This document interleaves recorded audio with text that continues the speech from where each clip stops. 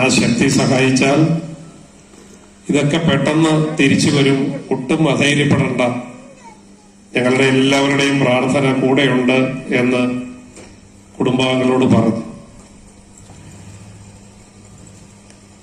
പക്ഷേ വിധി മറ്റൊന്നായിരുന്നു.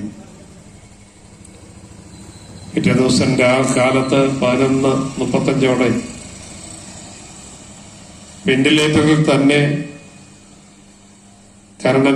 കണ്ണന്റെ മരണം സ്ഥിരീകരിക്കുകയാണ് ഉണ്ടായത്. എല്ലാവർക്കും വലിയൊരു ഷോക്കായി. കണ്ണന്റെ വ്യക്തിജീവിതത്തിലെയും പൊതുജീവിതത്തിലെയും ഒട്ടേറെ നിർണായകമായ ഘട്ടങ്ങൾ നേരിട്ട് കാണാനും അദ്ദേഹവുമായി സൗഹൃദബന്ധം സ്ഥാപിക്കാനും കഴിഞ്ഞിട്ടുള്ള ഒരു വ്യക്തിയാണ്. ഞാൻ പാർലമെന്റ് അംഗമായി കടന്നു വരുമ്പോൾ അദ്ദേഹം പഞ്ചായത്ത് മെമ്പറാണ്.